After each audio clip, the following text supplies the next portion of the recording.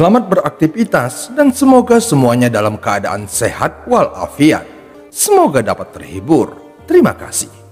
Sebelumnya kami mengingatkan untuk mendengarkan episode sebelumnya agar dapat lebih memahami alur ceritanya. Pada saat ini Cheng Xian sedang berbaring di tempat tidur, menatap langit-langit. Dua aliran air mata mengalir dari matanya dan energi spiritual di tubuhnya berada dalam kekacauan. Di sisinya berdiri seorang pria parubaya yang kelebihan berat badan. Pria parubaya itu menghela nafas sambil melemparkan pil ke dalam mulut Cheng Xian dan memarahinya. Bocah kecil, aku sudah bilang padamu bahwa gadis-gadis itu hanyalah masalah. Terutama gadis yang bernama Tong itu. Dia sangat licik dan dia bukan orang yang bisa kamu tangani. Apakah kamu sudah mengerti sekarang? Mulai sekarang, berhentilah berpikir untuk mengejar perempuan dan ikuti gurumu dalam mempelajari alkimia. Itu adalah jalan yang benar. Cheng Xian tidak mendengarkannya sepatah kata pun. Saat pil memasuki mulutnya, energi spiritual di tubuhnya perlahan menjadi tenang. Melihat kondisinya, gurunya menghela nafas dan berkata, "Aku tahu kamu frustasi. Berapa kali kamu pergi ke sana? Jika bukan karena aku membuang harga diriku, kamu pasti sudah kehilangan nyawamu. Halaman barat bukanlah tempat yang bisa kamu kunjungi dengan bebas. Kali ini, jangan salahkan guru karena menjebakmu di sini. Halaman barat telah mengirimkan informasi. Jika kamu terus menimbulkan masalah, mereka akan menghancurkan kultivasimu." Pria parubaya itu menggelengkan kepalanya dan meninggalkan ruangan. Saat ini, Wang Lin berdiri di luar halaman. Setelah melihat semua ini, dia merenung sejenak lalu menghilang. Dia muncul kembali di halaman dan masuk ke kamar Cheng Xian tanpa ada yang menyadarinya. Dia memandang Cheng Xian dan melambaikan tangannya. Pembatasan terhadap Cheng Xian segera dilanggarnya dan Cheng Xian bangkit lalu menatap Wang Lin dengan kebencian yang mendalam di matanya. "Kamu diutus oleh mereka untuk membunuhku. Bunuh aku sekarang. Aku tidak takut." Wang Lin saat ini mengenakan topeng dan aura serta kultivasinya benar-benar berbeda dari sebelumnya. Jadi tidak mungkin Cheng Xian menyadari bahwa itu adalah dia. Wang Lin melirik Cheng Xian lalu menggerakkan tangannya dan batasan langsung muncul lalu mengelilingi ruangan. Mata Cheng Xian menyusut setelah melihat adegan ini. Dia hanya bisa tersenyum masam dan berkata, "Mereka bahkan meminta seorang tetua dari halaman luar untuk berurusan dengan junior sepertiku. Ayolah, jika aku berkedip, maka namaku bukan Cheng Xian." Setelah menetapkan batasan, Wang Lin dengan dingin berkata, "Aku memang diminta oleh seseorang untuk datang, tetapi untuk membantu dan bukan membunuhmu. Ceritakan padaku apa yang terjadi. Semakin detail, maka akan semakin baik." Cheng Xian tercengang saat mendengarnya. Setelah melirik Wang Lin, dia ragu-ragu dan bertanya, "Siapa yang meminta senior untuk datang?" Wang Lin mengerutkan keningnya dan dengan dingin berkata, "Aku hanya akan memberimu kesempatan 3 kalimat, dan itu adalah kalimat pertama. Jika masih belum dijelaskan dengan baik dalam 2 kalimat berikutnya, aku akan pergi." Cheng Xian mengatupkan giginya lalu buru-buru berkata, "Semua ini adalah kesalahan Gong Sun Tong dari halaman barat. Alasan dia dekat denganku adalah karena dia mengincar kedua kera rohku." Wang Lin merenung sejenak setelah mendengar kata-katanya. "Apakah kedua kera roh itu milikmu?" Pertanyaan Wang Lin sangat cerdas. Di sekte Cloud Sky ada banyak makhluk roh yang tujuannya digunakan untuk alkimia. Jika memang demikian, maka apa yang dilakukan Gong Sun Tong tidak sepenuhnya salah. Cheng Xian segera mengangguk dan berkata, "Aku tahu apa maksud senior. Kedua kera roh itu bukanlah binatang dari sekte Cloud Sky.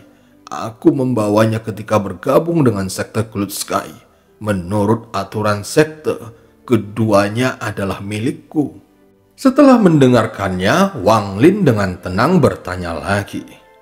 Jadi Gong Sun Tong ini mendekatimu lalu meminta 2 kera roh itu kepadamu. Dan karena kamu ingin menyenangkannya, jadi kamu memberinya 2 kera roh itu.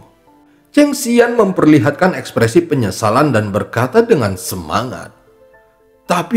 Tapi kupikir dia ingin menggunakan kera roh sebagai tunggangan. Aku tidak pernah mengira tujuannya adalah intinya. Inti kera besar itu sudah diambil dan hilang. Aku berasumsi dia sudah mati. Kini hanya kera kecil yang tersisa. Aku telah pergi berkali-kali untuk memintanya kembali, tetapi tidak diizinkan masuk. Murid sekte luar bernama Lu Song yang melukaiku berkali-kali. Wang Lin sedikit mengernyit saat mendengarnya. Dia awalnya tidak ingin terlibat dalam semua ini, tetapi karena Cheng Xian membantunya mendapatkan resep pil Foundation Establishment, jadi dia merasa harus membantunya. Setelah merenung sejenak, Wang Lin memandang Cheng Xian dan bertanya, "Bagaimana kamu ingin membalas dendam?" Mata Cheng Xian langsung berubah menjadi merah darah, lalu berkata sambil menggertakkan giginya, "Jika kera yang lebih kecil masih hidup, maka aku akan menganggap masalah ini sebagai kesalahanku sendiri. Tetapi jika dia mati, maka aku ingin mereka mati juga." Wang Lin mengangguk dan dengan tenang berkata, "Terserah kamu." Setelah mengatakannya, dia mundur dan menghilang tanpa jejak. Cheng Xian menatap kosong ke tempat Wang Lin menghilang. Matanya menunjukkan ekspresi kebingungan. Setelah Wang Lin meninggalkan kamar Cheng Xian, dia dengan cepat menuju halaman barat. Saat dia hendak meninggalkan halaman selatan, dia tiba-tiba berhenti dan melihat ke kejauhan. Dia merasakan gejolak perasaan ilahi ke arahnya. Setelah merenung sebentar, dia melambaikan tangannya dan menghilang tanpa jejak. Saat tubuhnya menghilang, Lim Wan tiba secepat kilat. Di belakangnya ada pria parubaya, masih dengan ekspresi lembut di wajahnya. Pria parubaya itu mengerutkan kening dan perlahan bertanya, "Adik perempuan, apa sebenarnya yang sedang kamu cari?" Lim Wan segera berhenti. Melalui darah di alisnya, dia dapat dengan jelas merasakan bahwa Wang Lin sedang berdiri di sini, tetapi dia tidak dapat melihatnya. Lim Wan segera tersenyum pahit menyadari fakta ini. Dia adalah orang yang sangat cerdas dan segera menyadari bahwa ini karena Wang Lin tidak ingin melihatnya. Lim Wan segera menggigit bibir bawahnya. Wajahnya dipenuhi kesedihan dan berkata, "Aku tahu kamu ada di sini. Kenapa kamu tidak mau bertemu denganku sekalipun?" Ekspresi pria parubaya itu tiba-tiba berubah. Dia mengirimkan kekuatan jiwanya, tetapi tidak menemukan siapapun. Dia segera mengerutkan kening dan menatap dengan curiga. "Adik perempuan, siapa yang ada di sini? Tidak ada orang lain di sini." Lim Wan bahkan tidak melihat ke arah pria parubaya itu saat dia menutup matanya dan perlahan menjadi lebih tenang. "Wan tidak meminta hal lain, tetapi hanya ingin bertemu denganmu sekali saja. Dalam 200 tahun ini, Wan bergantung pada botol cairan roh untuk menjaga vitalitasku. Jika kamu tidak mau keluar, maka Wan akan bunuh diri sekarang juga untuk melepaskan diriku dari obsesi ini." Suaranya sangat rendah, tetapi penuh dengan tekad. Mata pria parubaya itu bersinar ketika dia dengan hati-hati melihat sekelilingnya. Pada saat berikutnya, sesuatu muncul di udara kosong. Hampir seketika, sesosok bayangan muncul entah dari mana. Saat dia muncul, ekspresi pria parubaya itu tiba-tiba berubah menjadi jelek. Namun pria parubaya itu tidak berani bertindak gegabah. Dia perlahan-lahan menggerakkan tangannya ke arah tas penyimpanannya. Lim Wan langsung menatap Wang Lin. Meskipun Wang Lin mengenakan topeng, namun Lim Wan dapat dengan jelas mengatakan bahwa orang ini adalah orang yang sama. "Kamu datang. bisik Limuan. Wang Lin hanya tersenyum masam dan bertanya, "Mengapa kamu harus seperti ini?" Setelah mengatakannya, dia dengan dingin menatap pria parubaya itu dan dengan tenang berkata, "Saat tanganmu menyentuh tas penyimpananmu, maka itu adalah saat kamu mati." Tangan kanan pria parubaya itu tiba-tiba berhenti. Ekspresi wajahnya langsung berubah lagi. Perasaan yang diberikan Wang Lin padanya terlalu aneh. Dia jelas hanya berada pada tahap akhir formasi inti, tetapi tekanan yang diberikan Wang Lin kepadanya seperti seorang kultivator Nesensol. Dia yakin jika tangannya menyentuh tas penyimpanannya, maka Wang Lin akan langsung membunuhnya. Tampak tetesan besar keringat muncul di dahinya saat dia dengan cepat berkata, "Karena kakak laki-laki adalah teman adik perempuan junior Li, maka kamu adalah teman sekte Klutskai. Bagaimana mungkin aku berani bertindak kasar? Kakak laki-laki salah paham denganku."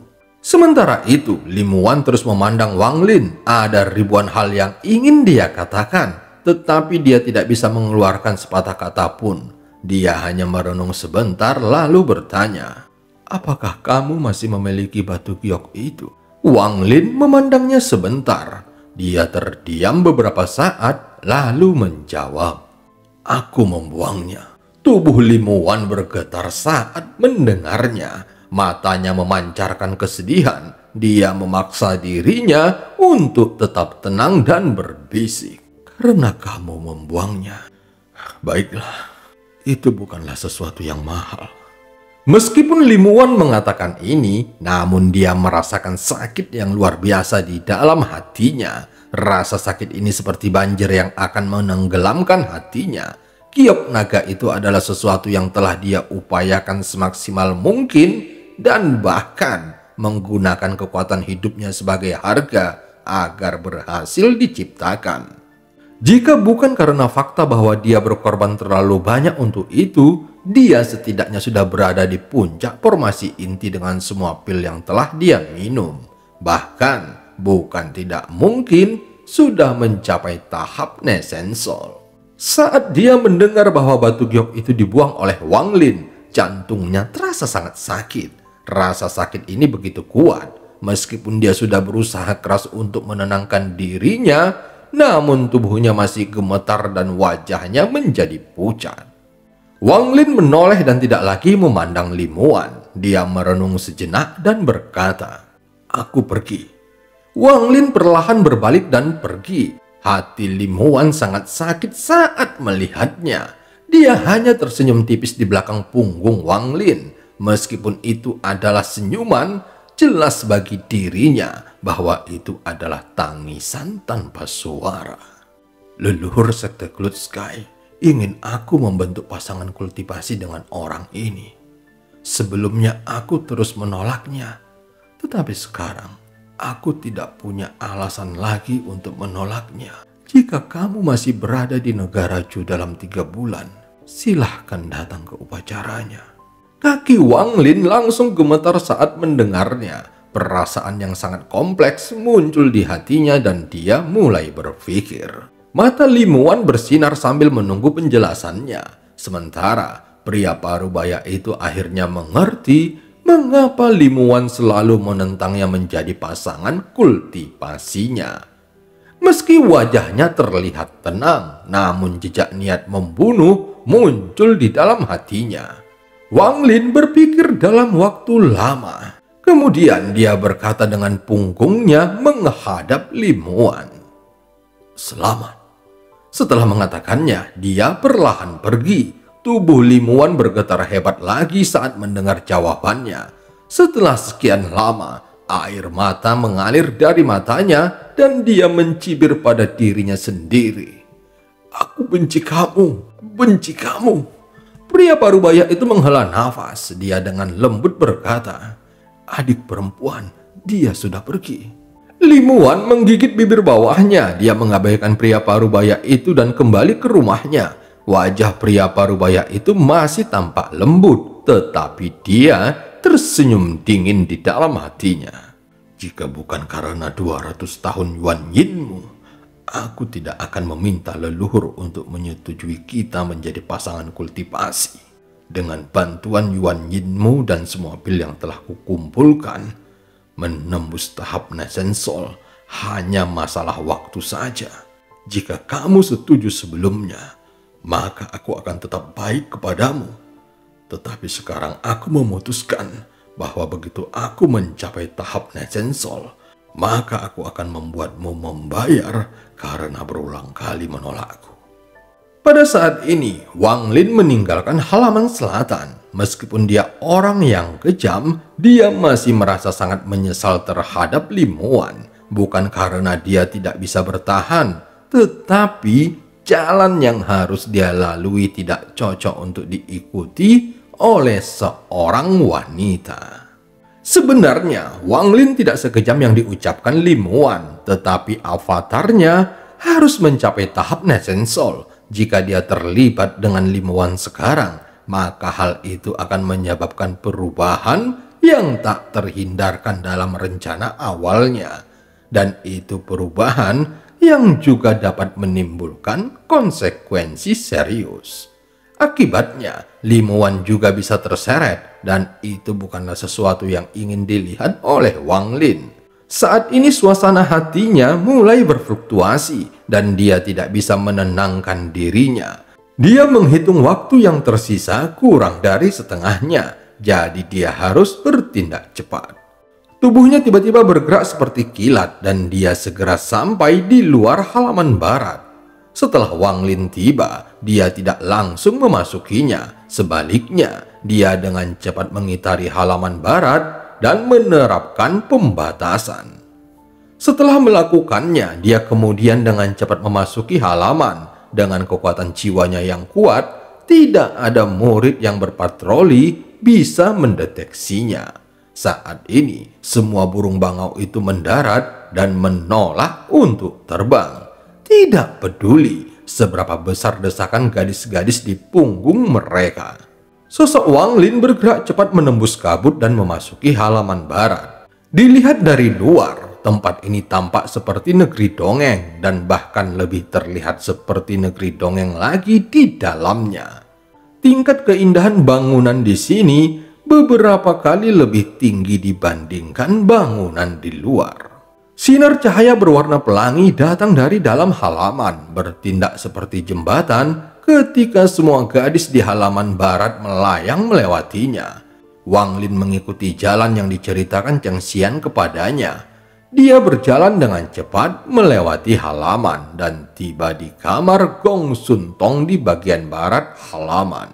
Dia menyebarkan kekuatan jiwanya dan menemukan pemandangan yang sangat aneh. Dia sedikit mengerinyit, lalu melompat ke udara dan tiba di dalam ruangan. Ada layar di satu sisi ruangan dan di belakang layar ada dua sosok cantik yang sedang mandi. Melihat melalui layar, kedua wanita tersebut memiliki lekuk tubuh yang sangat bagus saat mereka saling menyentuh tubuh satu sama lain.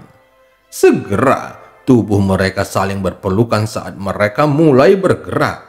Di saat yang sama, erangan terdengar dari balik layar. Dan cerita pun berakhir. Sampai ketemu di part selanjutnya.